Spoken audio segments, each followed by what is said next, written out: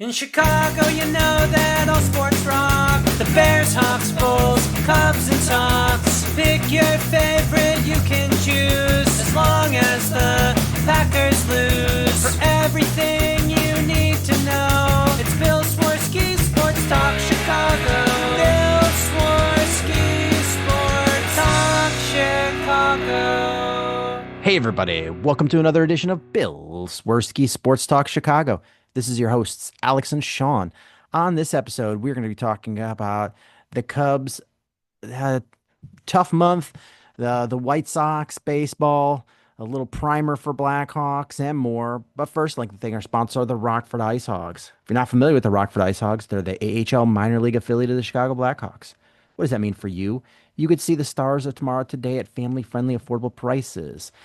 Sure, the season's not going on anymore, but that shouldn't stop you from heading on over to icehogs.com, getting yourself a hat, shirt, jersey, tickets, and more. Tell them Swerski Sports sent you. Alex, my friend, how are you doing on this fine day? I'm doing all right overall. Very hot weekend, but I braved it. I actually spent a decent amount of time outside. Don't worry, I wore sunscreen. I drank plenty of water.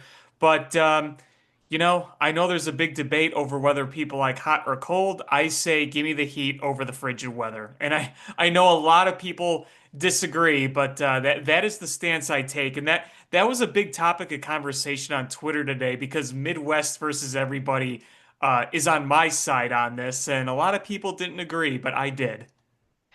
I'm all for a happy medium.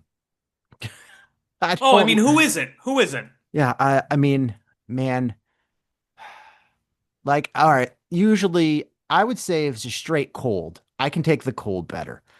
But usually, the cold is accompanied by ice and snow, which I do not like. Tough to drive in, tough on the hmm car. Um, But man, that heat. I went to the Cubs game today and it was hot. Yeah, it's funny because I thought about going to yesterday's game. I had plans at night with my buddy. We were out at a Downers Grove festival. They have an outdoor festival. And at night, it wasn't as bad when the sun went down and you were in the shade. But I kind of went outside for a little bit in the afternoon. And I'm thinking, boy, sitting at the game today would be tough. I mean, unless you got shaded seats like in the upper deck or the lower deck where the overhang is. Otherwise, though, it would have been tough. I mean, even in yesterday's game, one of the umpires had to come out, one of the Mariners pitchers had to come out, and by like what, the seventh inning, you saw the bleachers and all the seats in the sun in the lower bowl like clear out because it was probably just too hot for those people to take. Yeah, today's game we were under the balcony, so we were in the 220 section. So it was shaded, but Yeah. it was still muggy and the bleachers were pretty sparse at times, especially as the game got on and the Mariners were cracking home runs. It started to thin out. Yeah, I can imagine. I can imagine. Speaking of the topic, can we start with the Cubs? Absolutely. Yeah, and I want to keep this all in perspective and logic and reason here. Um, you know, we've lost some tough games. Those are going to happen. You're going to have some stinkers. Don't mistake this for me crashing out, but I gotta say, this series left a little bit of a sour taste in my mouth. I don't know about you, but there are a few reasons. One is Friday's game. I work from home Friday and I finish up right around like the middle of the game. So I was paying attention what was going on, and that was a game where it seemed like he had control early. Sammy Sosa was back. The fans were, riled up with Sammy Sosa returning to Wrigley Field for the first time in 21 years. And you jumped out to an early lead and you felt pretty good. And then it all just kind of fell apart. And even though you won yesterday, you got beat bad again today. The Mariners kind of kicked your ass this weekend. The Mariners are not a bad team. They're not a great team. Cal Raleigh is ridiculous. Julio Jones is He's so very good. ridiculous. He's what, 31 now? Is it 31 homers? 31. And you know what? So like I said, I was at today's game. Cal Raleigh hits that home run in the first. Okay, you know what? He's got 31 home runs, and we're still in June. Like that guy is raking. Like I get it. It's tough, especially when the wind is blowing out and it's hot as hell, and Colin Ray is throwing up meatballs. I get it. What was frustrating to me is you had not one, but two players today that had one home run going into the game, and they had multi home run games. Donovan effing Solano, who looked like Ted Williams against us the entire weekend. I mean, I what how many runs did the Mariners score this weekend? Like 30? A lot. They scored a lot. And even the game the Cubs won, I'll give the Cubs pitching this, and Cade Horton too. I thought they pitched well on Saturday. You had some misplays with the wind, and the Mariners were just kind of putting everything in play. And you look at that, and if you know anything about the Mariners is they might not be a powerful lineup outside Raleigh, but they don't chase a lot and they can put the ball in play. And this is what I want to tie this all into is the wind's not blowing in anymore. You have a lot of fly ball pitchers on your team. You have a lot of pitchers that don't miss a lot of bats. Example, Colin Ray. And the good news is Shota Imanaga is coming back, but he's also a fly ball pitcher as well. I think that some of your weaknesses have been exposed here. You're not playing the Rockies anymore. You're not playing the White Sox. No offense, White Sox. You're not playing the Pirates. You know, this is getting serious. And this road trip is going to be very serious. And like I said, the Mariners aren't great, but they're not terrible. And, you know, you almost came back against the Brewers, but here come the Brewers. Here, they're right on your ass now. And their schedule is very easy coming up, and your schedule is very difficult. Luckily, it's late June. You still have a trade deadline, ebbs and flows of baseball. But I think this weekend might have exposed some weaknesses that you have to address big time. You can't get away with some of what you've gotten away against lesser teams with the wind blowing in. The winds have changed. The wind is howling out now. And if it's going to be like this summer, you're going to see more of this. You might be able to hit in that weather. You're very good at hitting home runs. You hit plenty of them this weekend, but you're going to have to prevent some of that too. And you knew that when Colin Ray took the mound today, you were in trouble. Yeah, my goal is between Shota coming back and the trade, pre-trade deadline moves, that you absolutely minimize or completely eliminate Colin Ray from ever starting for you again, ever. You move him back to the bullpen, let him be an innings eater, a situational guy. I mean, that's really what he was brought in to do, but he did a good job to start the season, but you knew it wasn't going to last. His whiff rate is low, his fly ball rate is high, and I mean, you saw it today. Some of those pitches he threw, they were just put on a tee. I mean, honestly, the number of pitches that Cubs pitchers just put on a tee over the last 4 games, there was a lot of them. Going back to the game against the Brewers where Tyone didn't have it, I mean, it's just been serving up of dick balls all weekend. Yeah, it has been frustrating. And Colin Ray, like, I mean, it wasn't just him flexing. No. Like it just nothing but meatballs. They were throwing 16-inch softballs out there. Yeah. I like I said though, in yesterday's, I thought Cade Horton looked really good. That stat line does not reflect how good he was. That was the one No. pitcher this weekend I said you did a damn good job. Yeah, it's Cade Horton need to maximize those starts, need Shota healthy and pitching good, and you need to trade for a frontline starting pitcher. And you also need to hope that Boyd's okay. He was the other pitcher that did well because he was pitching very well until he got that liner right back at him and he had to come out of the game. That's when things went to shit. Because if he's hurt, he's been your best pitcher. Wouldn't you say? Frustrating. The sheer number of injuries on this pitching staff. Yeah, it is. Um, But also, why is Seiya Suzuki playing outfield? Yeah, it's funny. I was thinking the other day of like, oh, when Seiya's had to play the outfield this year, he's done a pretty good job. And then obviously it wasn't very good today. And you're like, oh, yeah, that's why he's a DH. And I mean, to be fair, PCA in the wind also had two really bad misplays. But on a day like today, Seiya Suzuki's the last guy I'd want out there. Yeah, it's funny. Like it's one of those things is like like my mother-in-law is not a baseball person, doesn't watch the Cubs. And as asking me questions, and I was like, huh, why do they have their DH playing right field? Why do they have their right fielder playing DH? I was like, that's no good. And Yeah. I'm like, I think that's gonna end badly today. And but sure enough.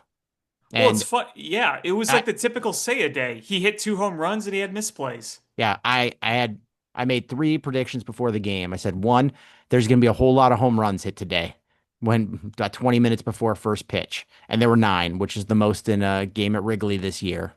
I said Tucker is absolutely going to hit a home run today, and And he he did. did. And I said Seiya is going to be a bad day in the outfield, and what do you have, two errors?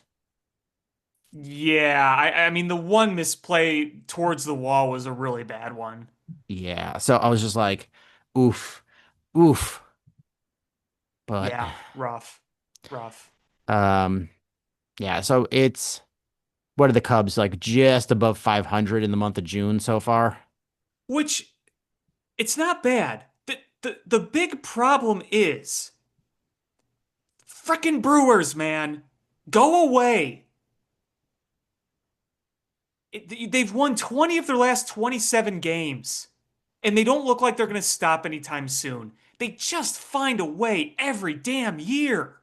And the Cardinals, like why couldn't the White Sox have jumped in and helped us? Yeah, now they're hot again. And Um, guess who? Guess where we have to go for 4 games? yeah. Again, I'm Ah, not trying to panic here, but I don't know. Something about this weekend just isn't sitting right with me. You know, you had the road trip where you went 4-5 and you played Philly and you played Detroit, and you could say, okay, in Detroit, you lost some really close games. They just made some ridiculous plays on you. Tip of the cap. Philly, you had the really frustrating loss, and then Ben Brown just crapped the bed. It's like, all right, you still won 2 or 3 in Washington, and you had an okay, trip overall. The homestand was technically a winning homestand. You know, 3 of those wins were against the Pirates, and the Pirates are just dreadful. And then you had that great win against the Brewers when PCA made the diving catch and then hit the home run. mm-hmm. Like we were sitting pretty. Like you got a 6.5 game lead now.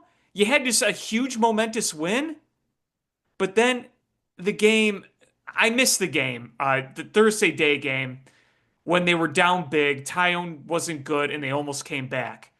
But when the Brewers just survived, that team was fired up. And I'm like, oh no. Like, go splitting 1-1 shouldn't be a big deal. But I just feel like when the Brewers in the past have won a big game like that, especially against us, that just fires that team up. And then they just absolutely took the Twins out back and sent them to the glue factory this weekend. So Yeah. So again, I'm not trying to panic. I'm a little, just slightly irked right now. yeah. So I mean, we got 4 games set in St. Louis, then a 3 game set in Houston. Come home. Those both tough teams. Our biggest rival and Astros are hot in first place. And Um, Isaac Paredes and Cam Smith, oh God, I'm not looking forward to that discourse. You got three come back home, three against Cleveland, which those are winnable. Then three more the 4th of July weekend against the Cardinals. Then you go to the Twins, then two Yankees. So I mean, This is a it's a tough. serious stretch. Yeah. It eases up a little bit at the end of the month. You got the Royals, the White Sox, but then in the end it with the Brewers. Like it is it is a gauntlet. And look, like I said, you were going to hit some bumps in the road. Every team has flaws they need to fix. It's no different. The Cubs are still at the top of the National League, right up there with the Dodgers. It's not like I'm saying the sky is falling, but you have seen some issues arise, and you're going to have to tighten some of this up against some of these better teams. That's just a fact. I think you can say that without, you know, saying, oh, it's all over, it's bad, it's blah. And I'm sure my tone right now doesn't sound like I'm just trying to be factual. I know it sounds panicky. I'm really trying not to be, but again, it's What just what the ebbs and flows you try to go through emotionally as a fan. what was hilarious though today in a self-deprecating way is um you know after every batter they do a live update on the ERA of the pitchers. Yep. And Pearson, you're just watching his ERA just shoot through the roof. Uh, It was at one point like 13 something. And then he got, that experiment's got to be over, right? yeah, he was bad. Yeah. He, I mean, as bad as Colin Ray was, Pearson was so much worse. Yeah, and a thing that was brought up today I saw was why Colin Ray was left in so long. I do think it had to do with pitcher availability. This pitching staff is getting stretched pretty thin, and they've had to work a bit, and you have a big road trip coming up with no breaks. Um, so Yeah, I it's was I was tough. trying to tell my mother-in-law, I was like, listen, I think this game was they saw that the wind was blowing out and the Mariners were just jumping on things and they went, you know what? We're gonna just concede this game. If we come back somehow miraculously win with a lot of runs, so be it. But I think that they conceded this game to preserve because a loss to an AL team doesn't matter nearly as much as a 4 game series on the road against your biggest rival. Yeah, and I think that what was more frustrating than anything was it came in a situation where you had just gotten yourself back into the game. You were down, what, 5-1, and then Suzuki hits the home run, and all of a sudden it's a one-run game, and you're like, okay, we're right back in this. And then immediately the Mariners come back with a few runs, and it's just like every time you almost caught up, they just responded. It's kind of like what it felt like being a Cubs fan on the opposite end in the early of the season when a team would rally a bit, score, and the Cubs offense would just immediately get back to work and score a bunch of runs. It's kind of what it felt like the opposite today. Yeah, and what's funny is so when Reese McGuire first came up, yeah, I didn't have a marquee. I was just listening to the games on the radio. So in my head, when you don't have a visual of what somebody looks like, and in your head that you picture what they look like, and Hmm. uh and in my head he was late stage Rod Beck. And now that I have Marquis and I can see him, like disappointed that he doesn't look like Rod Beck. Like I wanted a big mullet and a mustache and looking like 10 years older than he really is. That's who I wanted. I was just like, oh, That he just looks like a guy. It's like, meh. that is true. Like I have no idea why he looked like that in my head. I just pictured his name is Reese McGuire. I wanted party animal. Uh I wanted a Kenny Powers. Yeah, he's not quite Kenny Powers looking. I will say this though, with the bat, he's handled himself pretty well. It's kind of gotten to the point where I actually rather have him in the lineup than Carson Kelly. Carson Kelly. is a good spot start pinch hitter. But the more he plays, the less effective he is. which we kind of knew was going to happen. Yeah, yeah. And I mean, Miguel Amaya's got to be close to coming back. I hope, man, that is a very, very missed piece. And it sucks because you're probably going to have to rid yourself of Reese McGuire, who's been overall pretty good for you. But you signed Carson Kelly to be your veteran backup. You're probably not just going to DFA that, right? And No, or are you I going don't to think carry so. three catchers? I I, don't I think mean, so. I mean, could you trade one? Maybe you trade Reese McGuire. I mean, it's uh Miguel Amaya should be back in what, a week or two? I hope. So he's back well within the trade deadline. Um, yeah, you could move one of those two. I mean, it's not like either one is like your long-term answer. You just need one of those guys. Right. Exactly. I mean, it's kind of I don't want to say it's a good problem to have, but if Carson Kelly was still hitting the way like he was, which we knew wasn't going to happen, but if he was, then you'd really have like kind of a quote good problem on your hands. It's just like, okay, you rather have Reese McGuire than Carson Kelly right now, arguably, but you know you're not going to get rid of Carson Kelly because you signed him to a major league deal. Where Reese McGuire, that was a minor league deal you signed for depth, and he was called up because Miguel Amaya got hurt. Yeah, I mean, but both guys are playing well enough that somebody will probably trade for one. Oh, absolutely. Yeah, And I you mean, might get so value there. yeah. So I mean, if it's if you're looking to dump salary, then Carson Kelly. If or preference, if somebody's willing to offer up, just buyer's choice. Yeah. Oh Um, boy. Oh, are you watching Game 7 right now? I had it on in background, but Oh, Tyrese Halliburton just went down. Oh, that does not look good. oof, Ugh.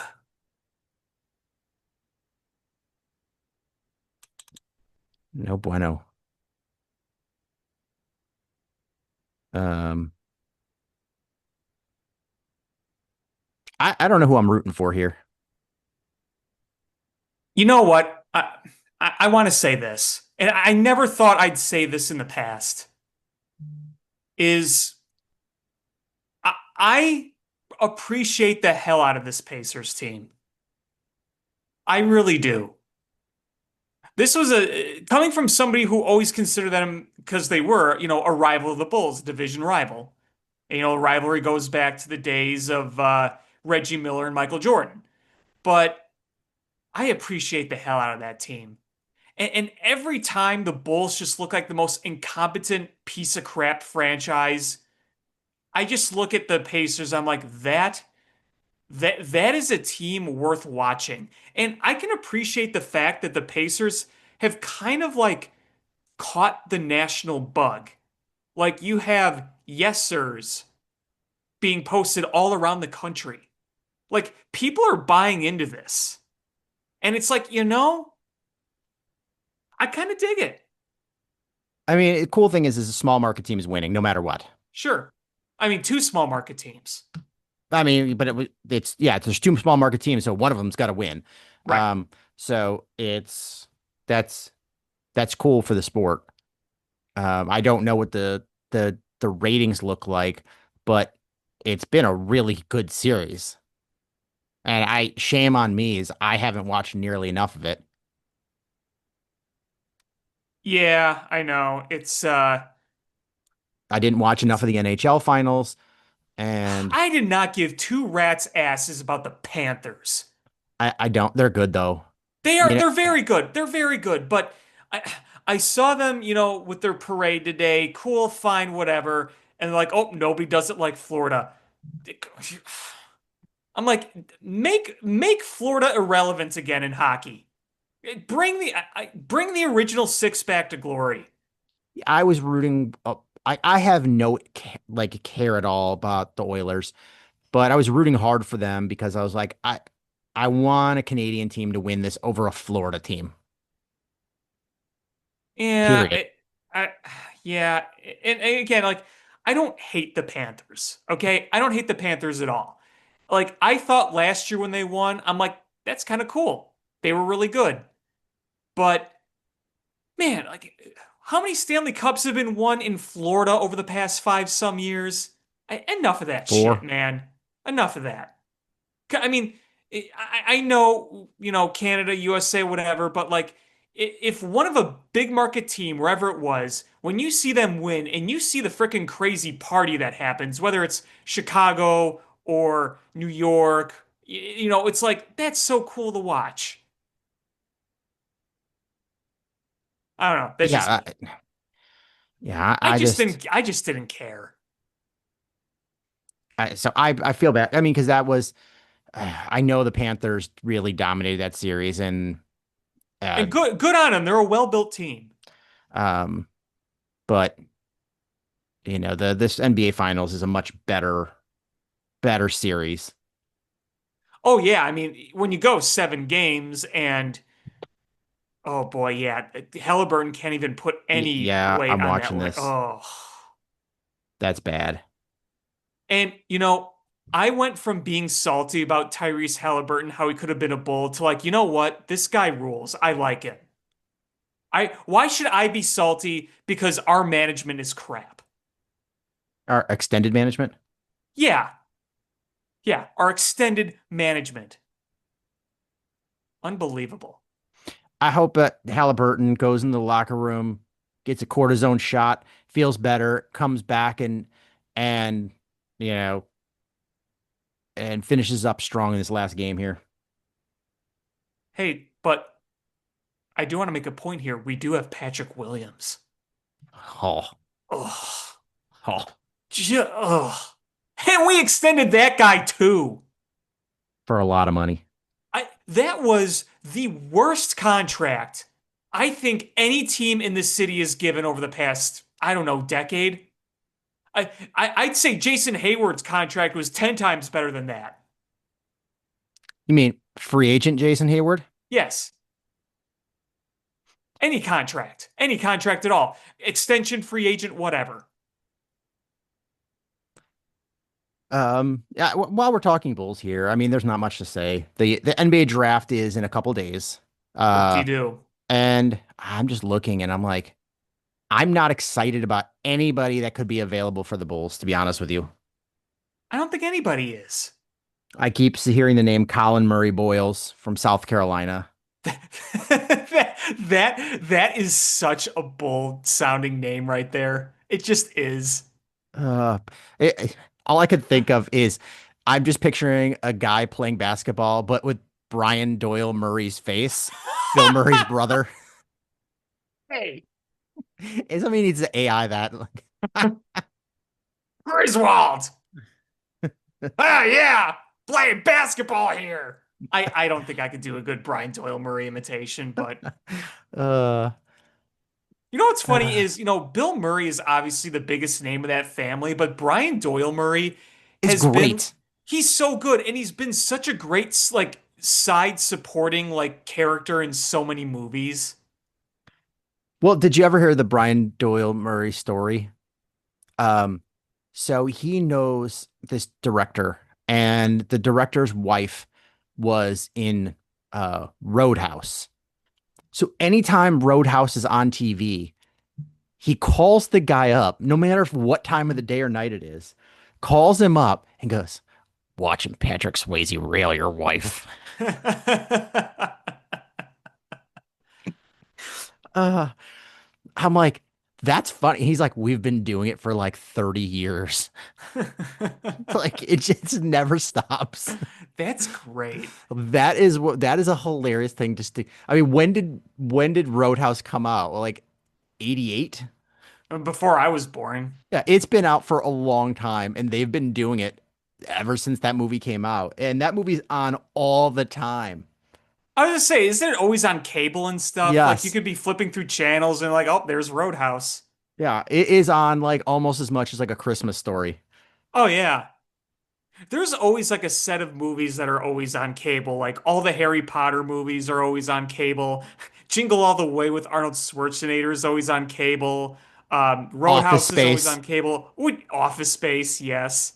I saw two squirrels the other day, and they were married. And one of the squirrels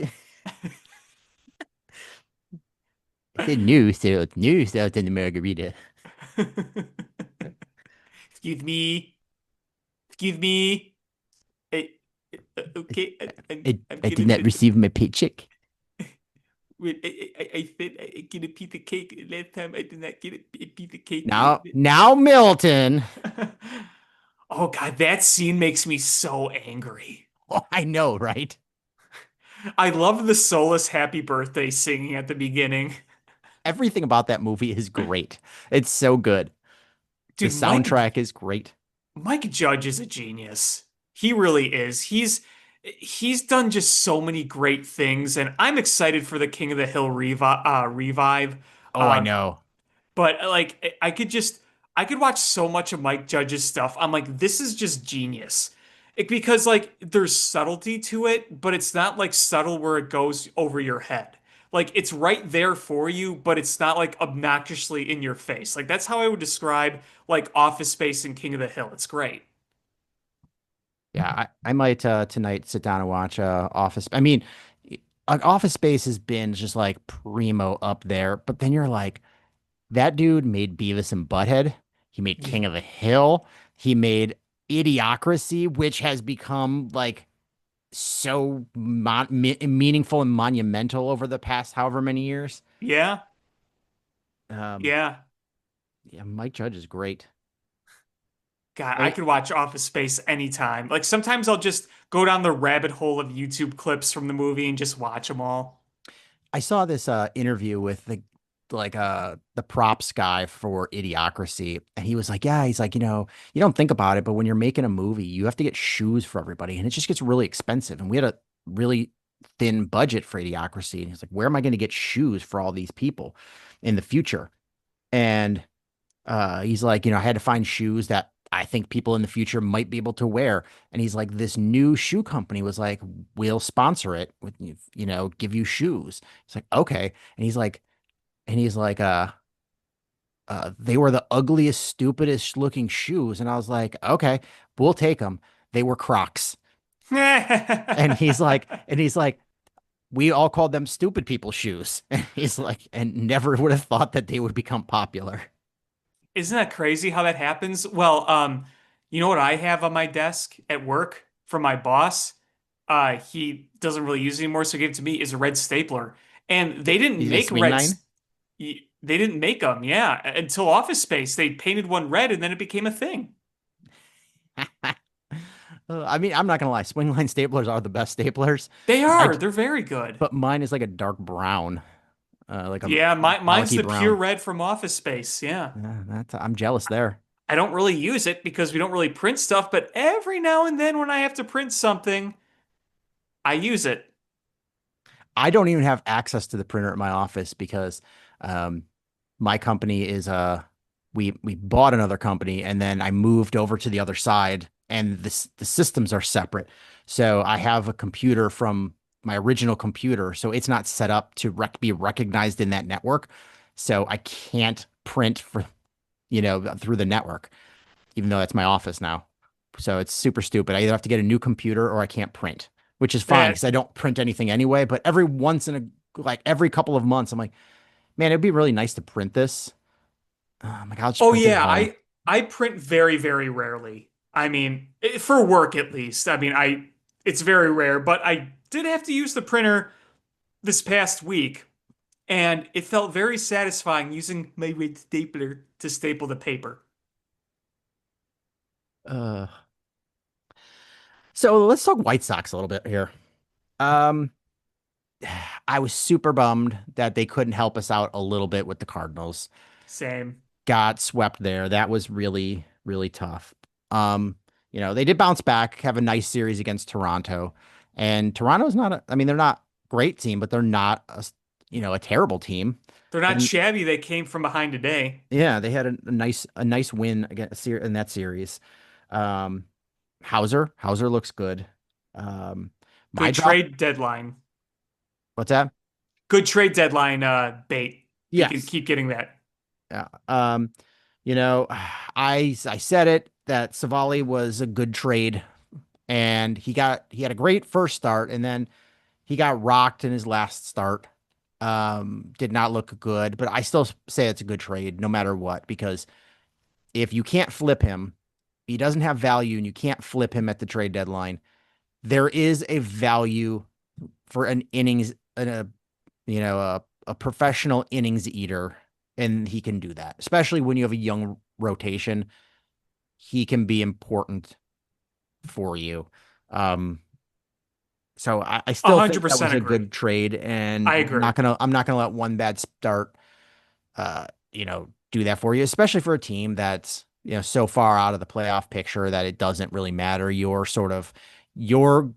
purpose right now is to trade what you can for future pieces and develop your young position players and your young pitchers. That's really your goal, and to get through the season.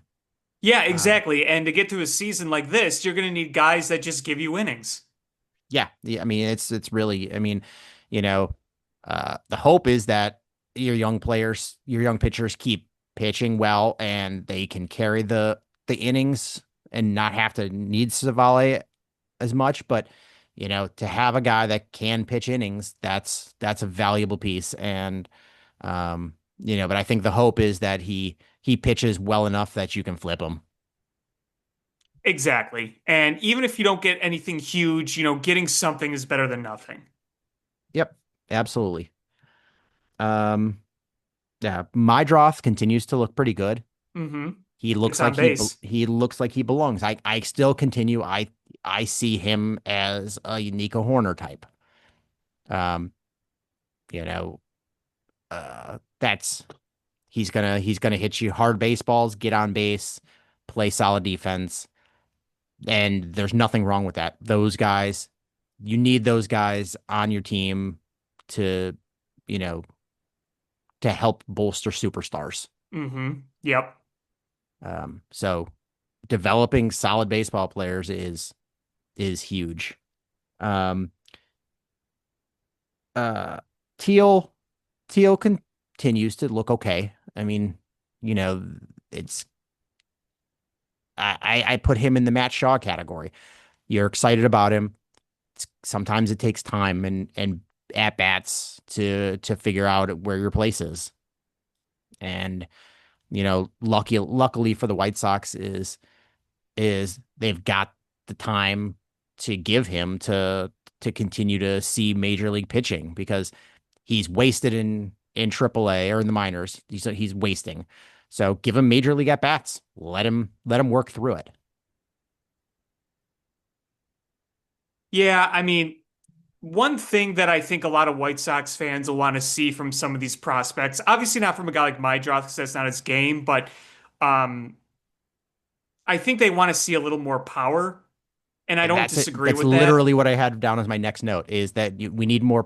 It's not going to be from Mydroth, but from Teal and Caro. You would like to see a little more pop.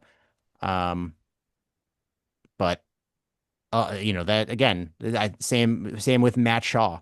Is power will come when you feel more comfortable with those pitches. We saw it with PCA last year. Last year, remember when we were like, all right, PCA in the minors is hitting lots of home runs, but he's not in majors. Maybe just he's a really good defensive player that is fast on the bases and can get on base, and that could be good enough. And now he's one of the National League leaders in home runs. Like, so that can come. Uh, you know, with Caro and Teal, Hmm. especially Teal, I think that's going to come. It's just going to take a little time and effort, and hopefully it doesn't take a trip back down to the minors Right. to come back up. Hopefully it's you see semi-linear progress forward, because that's probably the best case scenario for the White Sox. But You saw the Um, power progress with Miguel Vargas, so you think, okay, you just got to be kind of patient here. yeah. That was the bummer about sending Elko down is he showed the power. He showed the power. You just got to work on that plate discipline. Hmm. And He's clearly too good for AAA. yeah, again, I don't understand, but um, you know, Chris Getz has been, you know, so far pretty good. I mean, it's still early in the evaluation period for him, but it's hard to argue against what he's done. So I'm trying to give him the benefit of the doubt on some of these moves at this point. Hmm. Um, Right.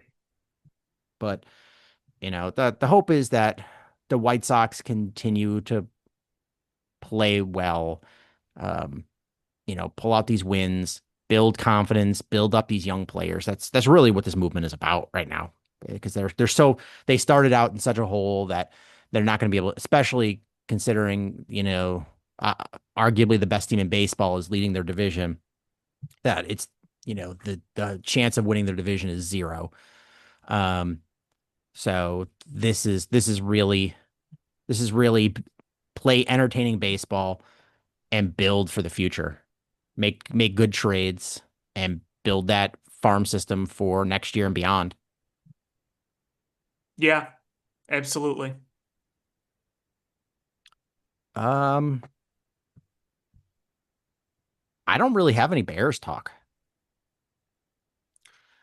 No, I don't really either. I think the one thing that I had was Caleb Williams. Did you see the quote about him talking about his experience with Ben Johnson and, how much he likes it, but how hard he is on him in a good way? Did you see that quote?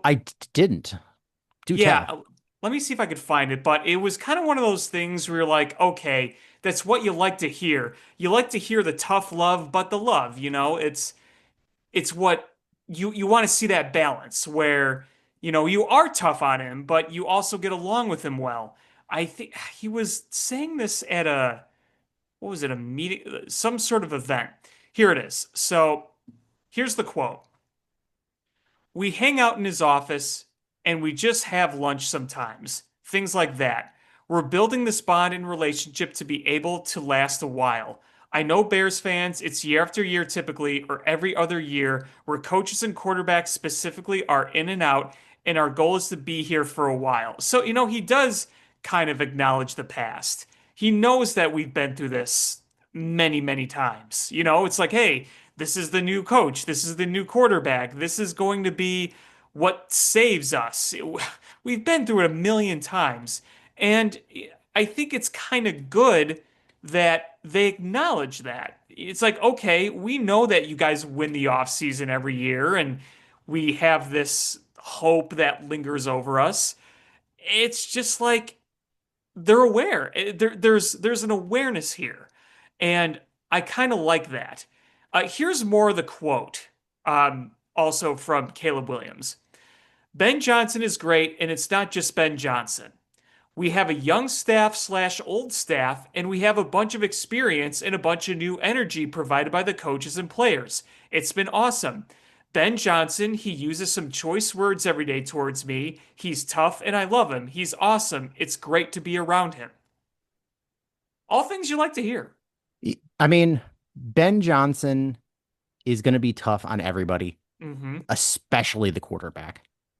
The quarterback drives everything in his offense, and he is going to hold him, make sure he knows everything inside and out.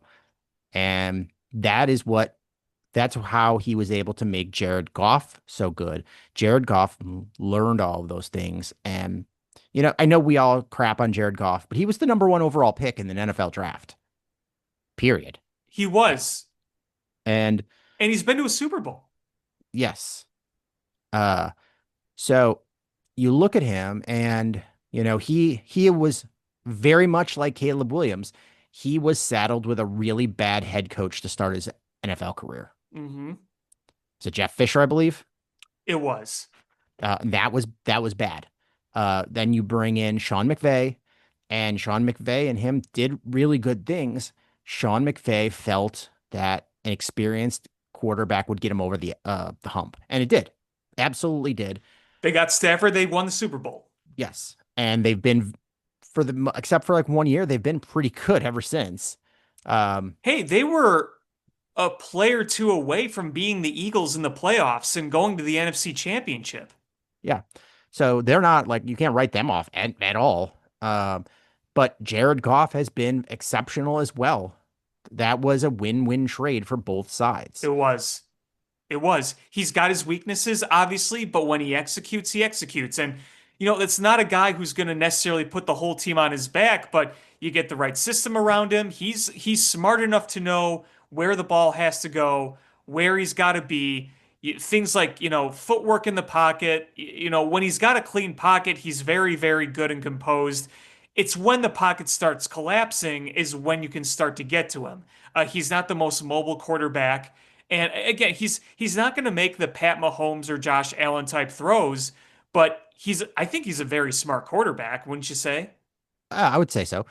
Um, and Caleb Williams is a very smart quarterback as well, and it's just the hope is that he can. My only fear is that Ben Johnson tries to install too much offense too early, and because it's going to take a minute for them to learn this and get comfortable, and I would rather them install it a you know in chunks, so you have something you're really good at, and rather than be have a whole playbook that you can't run the whole thing installed. So that's my fear is that they're going to try to go in. And I know that you have to have patience, but if the Bears don't start off on offense hot to begin the season, the whole, everybody outside of the Bears organization and Bears fandom is going to absolutely turn venom on the Bears, and Oh, they're going to be the yeah. target. Oh, God, yeah. And you know what? Here's my hope is even at the start of the season, I'm not asking for 45-point games, but if you're getting 30-point games and you're doing enough to win or at least be in a game, I think that's where you can start off and feel comfortable. What we don't want to see, what we've been seeing forever is, oh, opening week you scored 13 points, 17 points. That's what we don't want to see. But obviously, there is still going to be some growing pains, especially because Caleb Williams is only in his second year. And the fact that he's in a whole new coaching regime where it's a whole new playbook and it's going to be dramatically different than what you saw last year. Dramatically.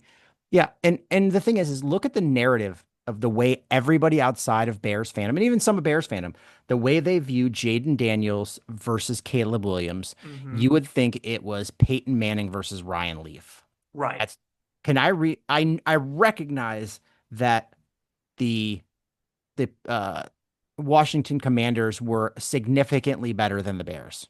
I recognize that, even though when they played head to head, it took an absolute boneheaded error for them to win on a You miracle were a play. tipped ball away from beating them. Yet you were one player not showboating and doing his job from winning that game, uh, or one coach not being dumb. But you have one team had a significantly better roster with a significantly better coach. And these are the stats between the two. Is 69 to 63 completion percentage. 35-68 yards to 35-41. So they're 27 yards apart in passing.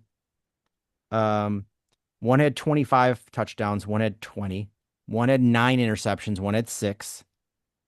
Um, and they both rushed for exactly 6 yards per attempt. Like so, they're stats wise, they're not that terribly apart. But one is looked at as a bum and a bust, and the other one is looked at as the next generation of great quarterbacks. And I hate that narrative. I hate it. I hate the Bears. There's a whole lot of people that just hate the Bears for no reason, and then there's people that just crap on the Bears for anything Oh, they're an easy without target. having, yeah, they're like, oh, without knowing anything about them or watching a single play of the Bears, and it's just, oh, the Bears are terrible. And it eats me up and drives me crazy because I hate that narrative. I want I want Caleb Williams to come out and just week one throw for 10 touchdowns, no interceptions, and the Bears win, 78-0. And everybody go, ooh, ooh, Totally realistic expectation. I get it. I just want them to just show greatness. I do too, man. I do too. Even And even if there's, oh, you know what, crap, the DeAndre Swift fumbled and there was they picked it up and scored a touchdown and whatever the case, even if they lose, I just want there to be offensive greatness glimpses that everyone goes, all right, in a couple weeks, people are in trouble. the explosive plays. That's going to be the big thing to look for with Ben Johnson. We know that he likes the explosive plays. And I feel like in this offense, with what you have, you can use some of that with what you got in your tight end group. You got to create that mismatch. You get good blocking from that. And with some of the wide receivers you have. Again, I'm still kind of meh about our running back core, but I think you could start to see some of those explosive plays if you block properly in your tight end sets and you're able to get all those yards after the catch and you use some of your wide receivers to get those yards after the catch, like Zacchaeus, he's one of those guys you look at to be a yak kind of guy. You want to see those explosive plays. And it's not easy to pull off, but you just want to see more of that, in my opinion. Yeah, I want to see from the running game. I want to see the running back be able to hit a hole without getting touched in the backfield or have to completely shift directions in the backfield because of a busted play. We I do saw too. so much of that last year where it was the running back like, oh man, somebody broke through the line and they have to change what their lane is or go, or whatever, and that slows the play down, and then it's blown up for 0 yards or a loss, or the running back gets hit behind the line of scrimmage. Like it's can we get at least 1 yard before the running back is touched? That would be nice. Because if you do get DeAndre Swift to accelerate through that hole, he can go a long way. He can be part of those explosive plays. We've He's just not going seen, to do it on his own. yeah, we've seen when he gets into space, he is a threat. It's you just got to get him into space. Right. I mean, And you can't just be like, oh, well, DeAndre Swift is like only a a guy that does sweeps and end arounds and stretch runs. Like you can't do that because then once he goes in the game, everyone goes, well, here we know what they're doing. But that's where he's best is when you get him into space and let him use his speed and vision. Um, I'm hoping Kyle Monungai could be a dude. I know that Ben Johnson called him out by name, but in and a I good know he way. did, yeah, as one of the bright spots. And I know he did good things at Rutgers, but he was a seventh round draft pick. Yeah. I don't know how much I expect out of him. Like I would And have I looked recall you referring to them as stupid Rutgers at one point. stupid Rutgers, like it's what they are. These are I, stupid Rutgers. I'm. It's not like he played for Ohio State or Michigan or Alabama or something. He played for No. stupid Rutgers. Like how many awesome football players come out of stupid Rutgers? My hope is that once training camp gets in, you see somebody become expendable and either get cut and the Bears pick up or the Bears make a trade because I don't love that running back room. I don't either. I really don't either. I'm going to ask you this question, and maybe you can help me out here. Is there are a number of people that seem to be pretty high still on Roshan Johnson. And I do think that Roshan Johnson, like when you put him on the goal line, he has been super reliable in that situation. I'm not shitting on the guy for being, quote, useless or anything, but I just feel like there's still optimism that Roshan Johnson is going to be something that I'm not just sure he's going to be. I think he is your ideal 2 or 3 type back guy. You put in certain situations, you put him in at the goal line, you put him on third and short, certain formations, but I, am I going to look at him to, you know, be among the top 2 in carries and have 1,000+ yards? I there are people that envision him being closer to that, and I'm just not sure that he is. Uh, I don't know what he's going to be. I mean, did we see glimpses of him last year? A little bit. Um, but it is, it's not like he's not lightning fast. He's not super big. Like uh, he's not, um, you know, going to be Derrick Henry, but he's not going to, I don't know if he's David Montgomery either. I don't know what he's going to be. And, uh, he's shifty and powerful enough to be an NFL running back. I just don't know how successful he is and what this rotation is going to look like. Um, Yeah. you know, if you watch his Texas tape, like he's he's athletic enough, like you've seen him hurdle people. You've seen him be able to get around the corner against like legit teams. Um, but it's uh I just don't know if he's a guy that you look at and you're like, yeah, he's our starter. That's our starting guy. And maybe they're like, hey, we think this is good enough to get by, and next year we hit the draft hard on running back. Maybe. Right. I mean, but you watched him in college and you watched him in pros, and he can put his head down and move people forward. So maybe that's going to be the thunder and lightning.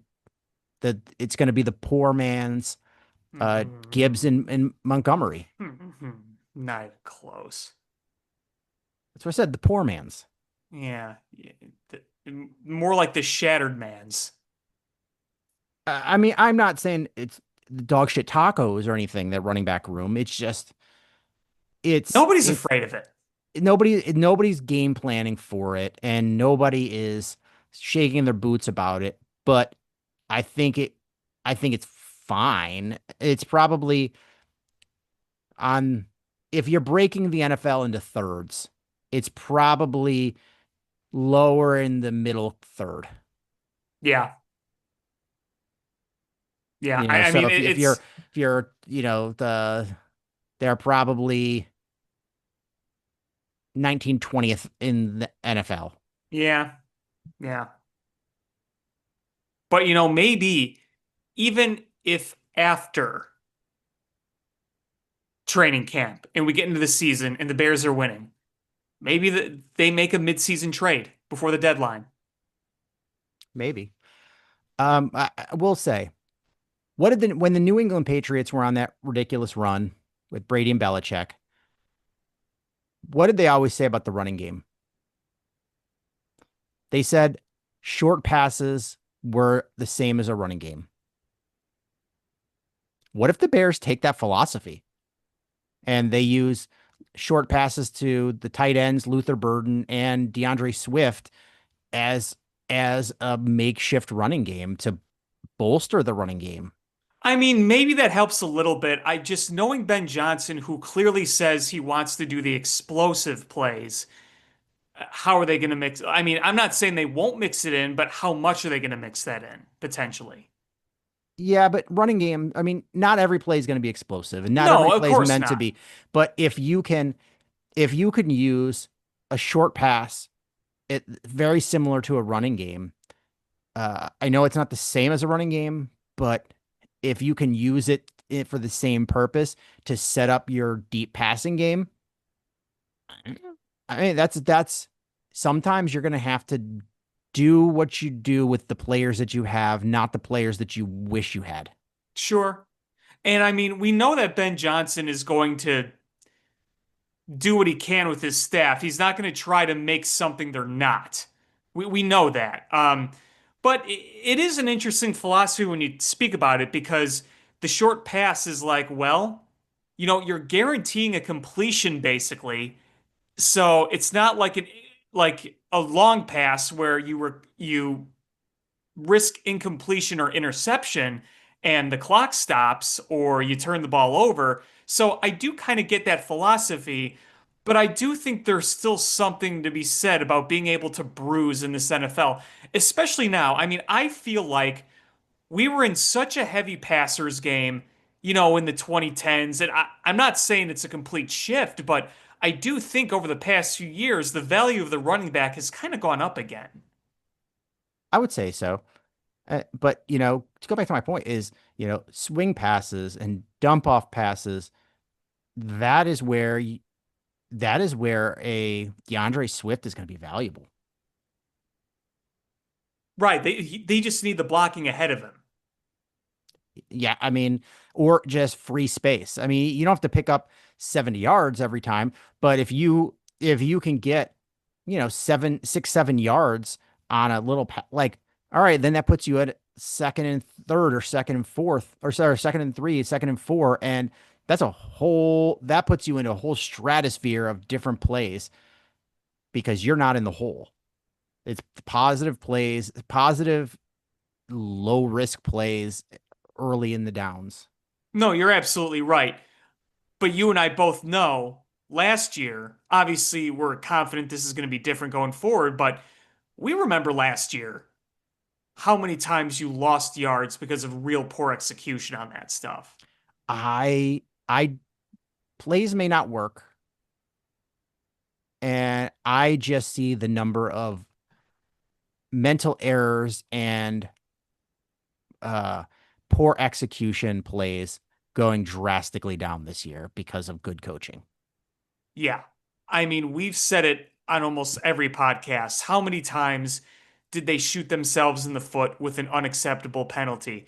And sure, there's going to be penalties that are ticky tack. There's going to be, quote, acceptable penalties where you're playing in a certain situation and a penalty happens for certain circumstances that are understandable. But when you're committing false starts and you're offsides, or there's an illegal shift, or you're not in right position, or you're not ready, that's just unacceptable. Yeah, oh, absolutely. Absolutely. Can't have those dumb, dumb, dumb plays. No wide receiver lined up off sides. No wide receiver or illegal formations. No wide receiver starting early. Those can't happen. Those just those better go away. Uh Was it I a get holding or an offsides? I can't remember. Do you remember against the Seahawks when Caleb Williams had probably what was his most impressive touchdown pass of the year get called back? I can't remember. Was it a legal shift? It was something dumb. It was something stupid. It was very stupid, and that just summed everything up right there. Yeah. I mean, I get if you have a guy of left tackle that jumps early because he's left on an island against a speed rusher and he's trying to time the snap. That shit happens, and you offset that by giving him a shift, not telling him to just be better because you're picking your poison, either him getting beat on or him timing the snap and sometimes missing. You got to help chip. So like a situation like that, I put that a lot on coaching because if you put a left tackle on an island against a top speed rusher, those things will happen. But when a wide receiver is lined up incorrectly, or you have an illegal shift, an illegal motion, or wide receiver start early, those things just can't happen. Those are mental lapses. Right. And especially when you have a team of mostly experienced wide receivers. Obviously, Roma Dunze was a veteran last year, but DJ Moore, he's been around the block. You had Allen, he's been around a very long time. And you can't see stuff from those experienced veterans. And Roma Dunze is going to be a second year next year. Yeah. Speaking It's of funny. Allen, did he sign anywhere? No, not yet. Not yet. Hmm. Um, but while I was sitting here, I've been watching, uh, video of Roshan Johnson and Kyle Manungai. And you know who Kyle Manungai reminds me of? Hmm. Isaiah Pacheco. Hmm. He's pretty good. Yeah, he was also was he a seventh round draft pick as well? Pacheco? I don't remember. You might be right. And Andy Reid certainly got the value of him. Wouldn't it be cool if they found a gold mine there in the seventh round? Isaiah Pacheco. Wait, hold on a second. Isaiah Pacheco was a seventh round draft pick out of shitty Rutgers. No way. Yep, I did not remember that. I I should didn't know. either. I'm an Illini fan. They play Rutgers. I just don't remember that. Yeah, he was a. Da, da, da, da. Um, he was drafted by the Chiefs in the seventh round of the 2022 draft out of the from Rutgers Scarlet Knights. What if Wow. we got Isaiah Pacheco 2.0? That is not a bad. Now that makes the running back room look better if you get an Isaiah Pacheco. Yeah, no shit. And Um, again, I don't think Isaiah Pacheco is like an elite running back, but he's a if difference maker. yeah, angry runner. Um, let's see, let's see. If And Isaiah Pacheco is like passes his wisdom to Manungai and he becomes this good player, you're gonna see Sean Hotman just freaking decked out in stupid Rutgers. He's like, go, stupid Rutgers, and you're gonna have like pom poms. Just if there are uh, any Rutgers fans listening, we don't actually hate Rutgers. It's just a funny joke we made. yeah, I've been to Rutgers. You New Jerseyans have yourself a nice little school. I just call them shitty Rutgers. Go, stupid Rutgers. Every time Manungai scores. Uh,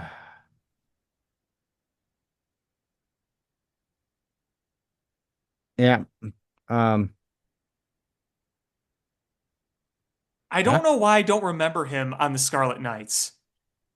I don't watch a lot of Rutgers football. I mean, I Um, really only watch it when they play Illinois, so. yeah. You want to wrap this up with a little Blackhawks talk? Yeah, we had some big news. Well, one semi big news and then some really big news. Jonathan Taves back in the NHL. Yes, he is. After what, 2, 3 years off? Yeah, He's back. and from what I read, is as many as 15 teams were talking to him. Wow. I'm sure they Though were all looking for, the veteran minimum or whatever. I don't know what his contract is, but he went to his hometown Winnipeg Jets. something that was kind of expected. How many times have people said or speculated that Tays would play for his hometown Jets at some point Yeah. after it was clear he was done in Chicago? I mean, it was the same number of people saying that Patrick Kane was going to play for his hometown Buffalo Sabres at some point. Right, and that didn't happen, but here we are Could with it could. Jonathan. It could. It could. He's a free agent. Yes, he is. Wouldn't that And be wild that if in the 2025-2026 season that Taves played for uh Winnipeg and Kane played for Buffalo? that would be. It'd be even more crazy if for whatever reason the Winnipeg Jets decided to sign Patrick Kane. So you'd have Tays and Kane reunited again. I would not be angry about that. That would be just so crazy. And I think what'll be interesting too is just seeing what his role is going to be with the Jets because you know he's not going to be the star of the team at this point. You know he's not going to be probably a top guy there. He's Right. most likely not going to be the Jonathan Tays from, 2006 to 2020. Is he going to be their Nick Foligno? Maybe, maybe. That might not be the worst comp in the world. We Uh, saw the value of Nick Foligno as a leader, even if he wasn't putting up the same number of points as he was in his prime. yeah, and you won't see Taves do that either. So, No, I mean, how old is he now? 35, 36. he's in his upper 30s. So I don't expect a ton out of him, especially after being off this long, but that experience and that veteran presence, that doesn't go away. No, it doesn't. And I think it's going to be really interesting to see how he meshes with those other teammates because they all know who he is. Everybody knows who he is in hockey. When you're a three-time Stanley Cup winner, gold medalist, and you were a captain on a team for over a decade, you were once one of the NHL's biggest faces. Yeah. So everyone in that locker room knows who he is. And a lot of the younger players probably grew up idolizing him. Yeah, they knew who he was. They watched him play. They kind of watched his style and say, "Oh, that's something that maybe I'd like to be someday." So I'd be really curious to see how that all meshes, and I'm gonna be rooting for him. I'm hoping that he goes out there and plays as well as he can. All things considering, I really had my doubts he was ever going to play again. But it was kind of funny because not long ago, when we kind of long forgot about him even having a chance to play again, there were the people going, he's technically not retired yet. I just assumed that it was like Marion Hossa, that it was just Right, done. right. Done. Write him off. Well, especially too because what was similar about Marion Hossa and Jonathan Tays? They both had health issues. hmm I'm still, this could be a Corey Crawford to the New Jersey Devil situation where he just walks away when he realizes that it's not going to work. That's still a possibility. I'm hoping not. I hope he plays and is productive, and because I think the NHL is better with Jonathan Taves. Yeah.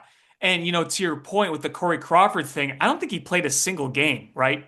For No, the I think Devils. didn't he go to like training camp and then just hang it up?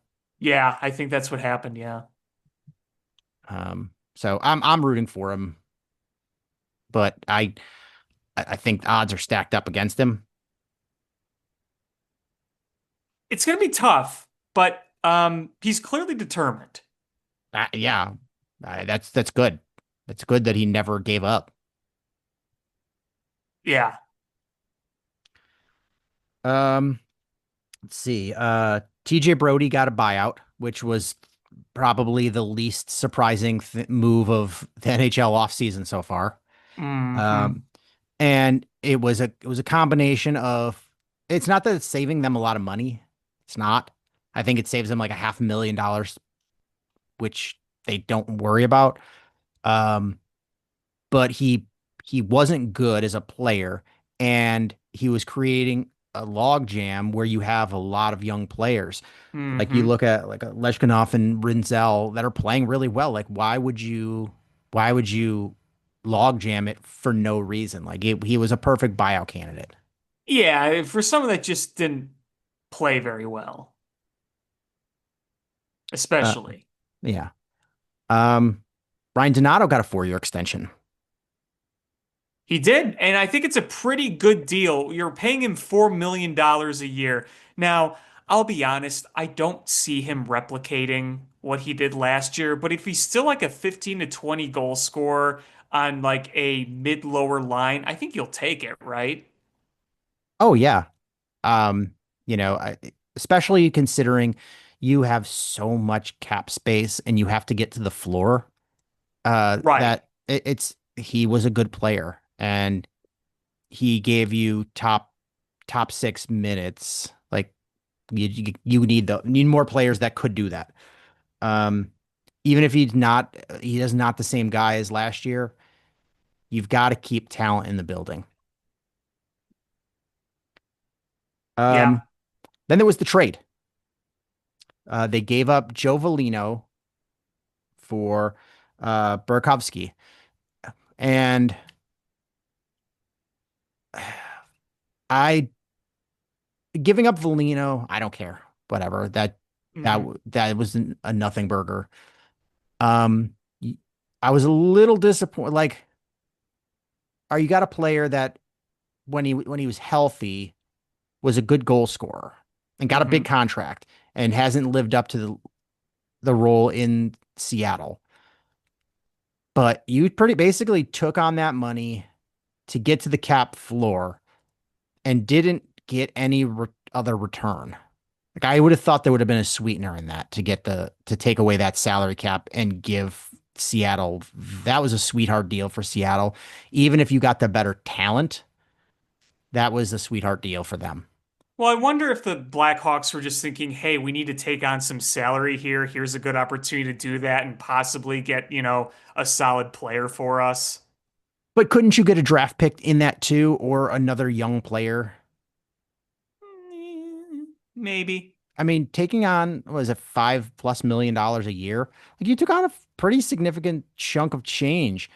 Uh, you know, I guess they're hoping that he's actually a contributor and not just a cap filler. Yeah. That's what I'm hoping for. He could at least be a solid contributor. And then this is our last show before the NHL draft. Hmm. There's some Uh, rumors flying around. there is. If I'm the Blackhawks, I think Michael Misa is the guy. I really do. And I think there's a less than 10% chance he falls to you at 3. I think you've got to move up and make a trade, make a splash, and get the guy you want that's gonna make your team better. I'm not knocking the guys that'll be available at 3. There's some good players, but if there's a guy that fits what you're trying to do, use some of the draft capital and go up and get him. I just don't understand why they're not entertaining that, and hopefully they do, um, because I think there really is a difference between Misa and the guys that'll be available at 3. Nah, I mean, seems like it. Um, but I mean, I know Kyle from Chicago is said that any of those draft picks are available for trade. Um, so I'm expecting them to make moves. Shop's open. Yeah. I don't know which way they're trying to go, but whatever it is that gets talent into the United Center. Yep, exactly. Because I mean, free agency opens on July 1st. So we're, well, like a little over a week away from that. And I don't expect the Blackhawks to be big movers and shakers in free agency. I just really don't. I Yeah, know they have I don't money. either. I know they have money, but look at the players that are available and who is going to fit the Blackhawks timeline that you want to pay now. Mitch Marner's going to want a lot of money over a lot of years, and he's a Hmm. good player, but he's he's going to, you know, it's going to take a few years for the Blackhawks, and then you're going to have to pay guys, and then he's going to be eating up some of your salary cap from, and I just, and is he going to want to come to Chicago and go into a rebuilding team? Right. Uh, I mean, I'm sure if money talks, money can talk, but you're gonna have to give a lot of that money to talk. 3 of the top free agents are coming from Florida. They're probably going to want to stay in Florida and build that dynasty.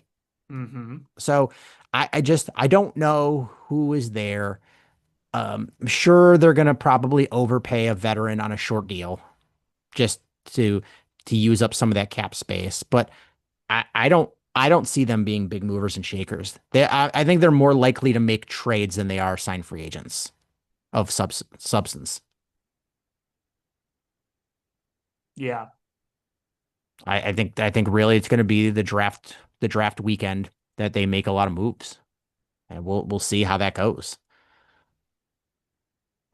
But my hope is Michael Misa's the dude, and they find a way to make it happen.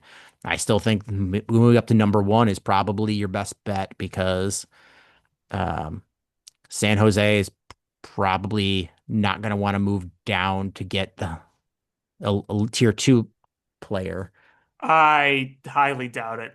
Yeah. Um, so the Islanders is your probably best chance to make a trade because they're playing with house money. So if you give them good draft capital and they can get somebody good without without having the pressure of picking first, they may take it. Especially if they want the guy from Long Island. If you take him at third instead of first and you get draft capital back, I think everybody looks at that and goes, man, that's a win. That's a big win there. Mm-hmm. Absolutely.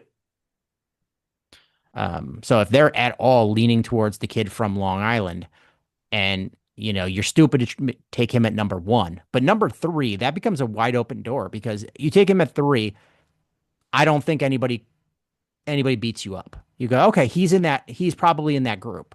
In that there's tier one and then there's the tier two. He's probably in that tier two, which starts at pick three.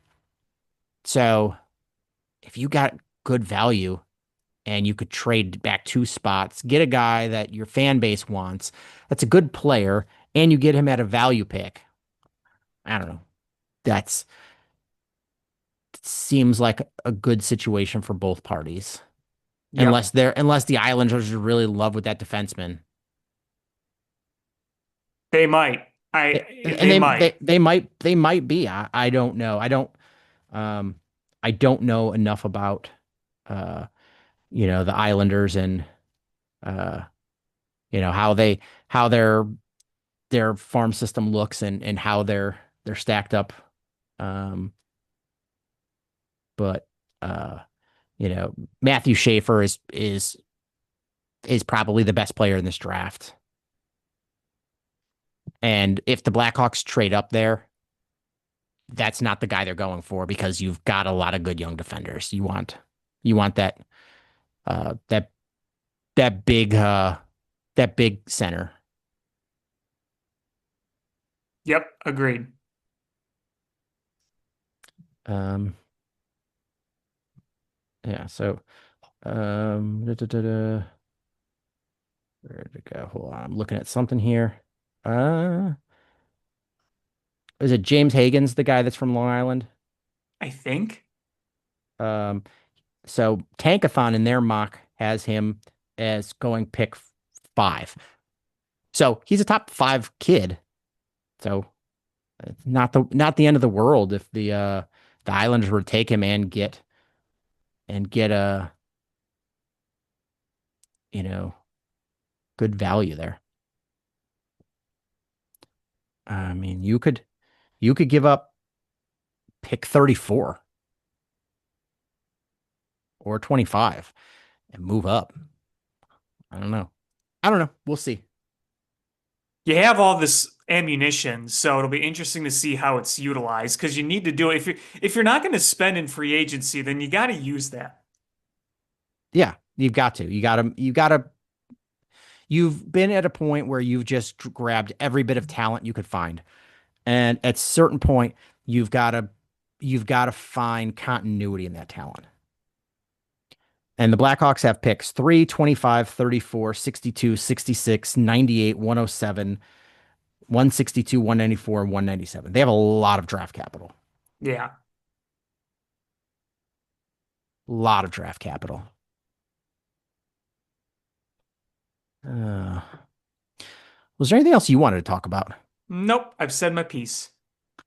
Well, I think that's going to do it for this episode of Bill Swerski Sports Talk Chicago. I want to thank everybody so much for listening. Please hit subscribe however you listen to podcasts, whether it's iTunes, Stitcher, YouTube, Google Play, Spotify, etc. Share this podcast with your friends. Have a grow the show. Follow us on social media at Swerski Sports, Facebook.com/Swerski Sports, SwerskiSports.com, or Swerski_sports_podcast on Instagram, ShyFanPat2 for Alex on Twitter/X, and AlexanderJPatCreative.com for all the cool stuff that Alex does. And again, thank you guys so much for listening. And until next time, bear down. Cubs win! What a lucky break! The good Lord wants the Cubs to win! We thank Ditka and God for all they have provided. Cubs win! Cubs win! Cubs win! Oh, I don't want her. You can have her. She's a Packer fan. She can't fit in my van. And she looks like Remember, New Yorkers, smoking crack is not legal on the plains. Bears 31 to -7. The Bears! Oh, when the Bears go bearing down